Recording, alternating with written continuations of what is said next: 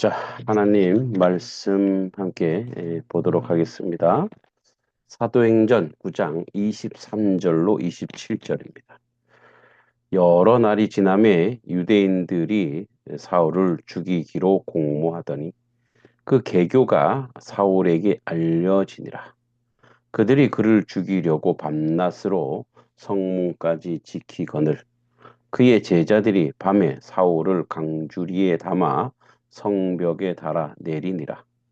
사울이 예루살렘에 가서 제자들을 사귀고자 하나 다 두려워하여 그가 제자됨을 믿지 아니하니 바나바가 데리고 사도들에게 가서 그가 길에서 어떻게 주를 보았는지와 주께서 그에게 말씀하신 일과 담메색에서 그가 어떻게 예수의 이름으로 담대히 말하였는지를 전하니라. 아멘. 이제 9장 23절과 27절은 사울의 회심 후 초기 사역과 그가 겪는 어려움을 보여줍니다. 지은 죄가 있죠. 예수를 핍박하던 사울이 변화되었다고 하나 그 핍박을 받았던 사람들은 상당히 조심스러울 수밖에 없습니다. 그 변화된 사울이 예수를 전파하자 이제 사울을 즉 바울은 양쪽에 적이 생겼죠. 유대인들이 그를 죽이려고 합니다. 이제 자기들의 도구로서 열심히던 사울이 예수 그리스도를 영접하고 복음을 전하니 얼마나 죽이고 싶었겠습니까? 그러나 바울은 제자들의 도움으로 도망을 하고 예루살렘에서 사도들을 만나고자 하지만 또 두려워하는 제자들 앞에서 바나바가 그의 변호자가 되어 줍니다. 자, 이제 바울을 죽이려는 유대인들이 여기 본문에 나옵니다. 이제 이 바울이 이제 변화된 후에 박해가 이렇게 오는데 이 바구니에 달아내리는 이제 그런 모습이 이 부분에서 나오죠. 이 바구니에 달아내리는 이런 역사는 이제 우리 구약 성경에도 많이 나오죠. 그죠? 그래서 라합과 정탐꾼 사건에서도 이런 이유가 계속 있었죠. 자, 바울을 죽이려는 유대인들은 복음을 전하자 이를 위협으로 여기고 죽이려고 합니다. 어, 어떻게 보면 율법이든 복음이든 사람을 변화시키고 살리고 하나님의 뜻대로 하고자 하는 게 주 목적이죠.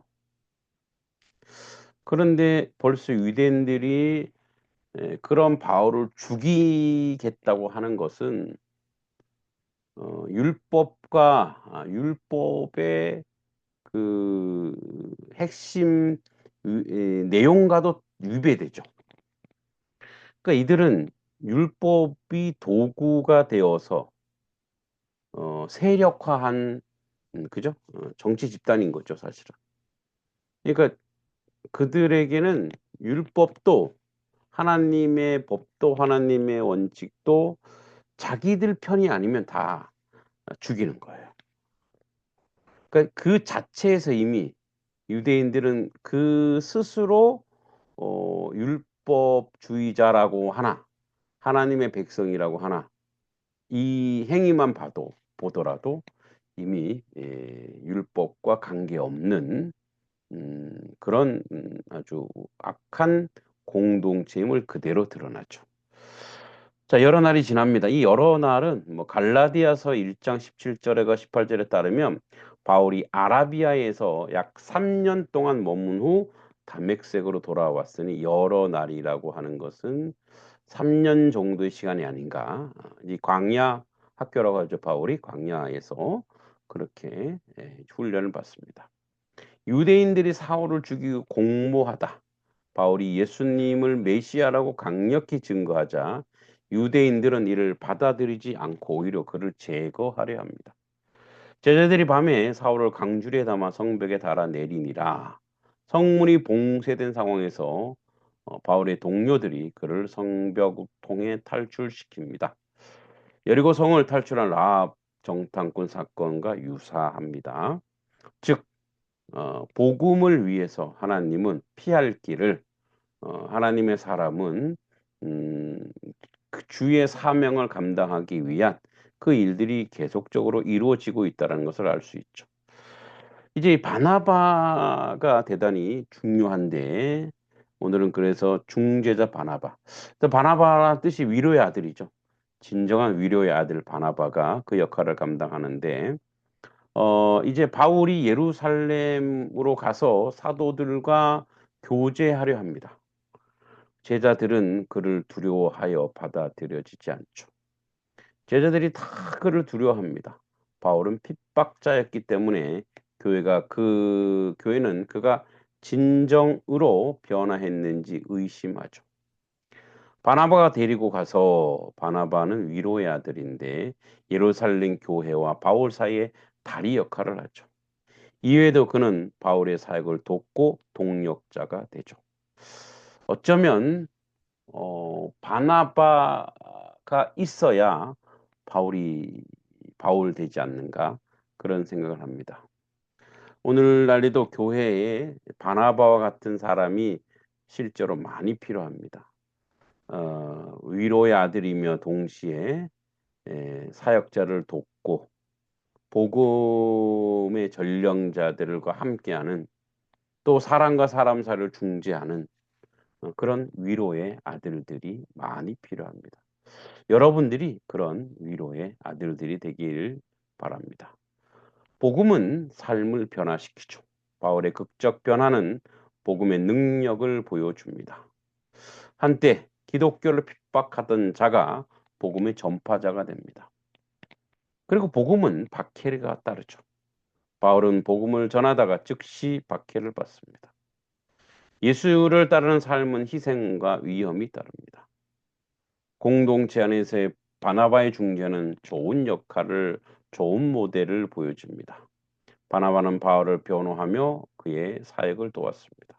신앙 공동체는 연약한 자를 세고 서로 도와야 하는 것이죠. 우리 모두 바나바와 같은 사람이 되길 소망합니다. 때때로 사람을 쉽게 판단합니다. 바울이 회심했을 때 교회는 그를 믿지 못했고 그러나 바나바는 그의 편에서 중재했습니다. 오늘 우리는 바나바 같은 믿음의 중재자가 되어야 합니다. 바울의 변화는 하나님의 은혜로 가능했고 바울의 변화하는 것은 전적인 하나님의 은혜이죠. 우리도 과거의 삶을 버리고 새롭게 변화됩니다. 복음에는 도전과 박해가 따릅니다. 바울은 즉시 박해받았고 이는 우리 신앙의 여정에서도 동일합니다. 그러나 하나님은 우리의 길을 인도하십니다. 바나바 같은 중재자가 필요하죠. 교회 안에서 연약한 자 돕고 세신자를 받아들이는 바나바 역할이 중요합니다. 우리는 용기와 사랑으로 믿음의 형제를 세워야 하는 것입니다. 우리도 바나바처럼 사람을 믿고 세우는 그런 전도자, 은혜의 사람 되길 소망합니다.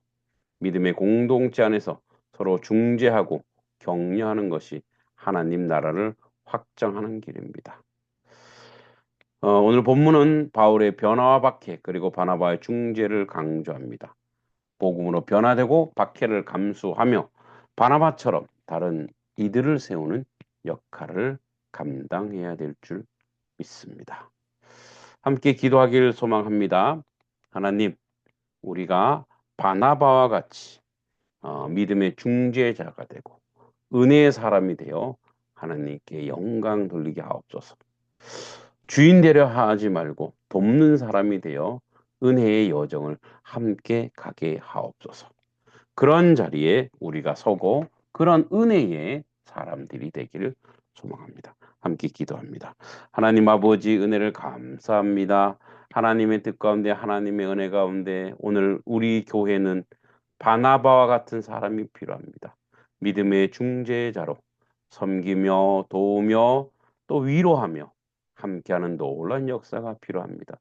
하나님의 교회 아버지 하나님, 연약한 사람들이 있습니다. 영적으로 고난받는 자, 육체적으로 고통받는 자, 아픔과 어려움 속에서 어려움을 당하는 모든 지체들을 돕는 그런 하나님의 백성, 하나님의 자녀로 살아가도록 인도하여 주시옵소서. 하나님의 거룩한 은총과 은혜만이 우리에게 필요합니다. 위로의 아들들이 되어서 위로함으로 섬기고 위로함으로 아버지 서로 은혜를 나누는 그런 하나님의 백성 되도록 주여 도우시고 인도하여 주시옵소서. 모든 것 주님께 의탁하고 오늘 하루도 그 역사 가운데 임하게 하옵소서. 예수님의 이름으로 간절히 기도하옵나이다. 아멘.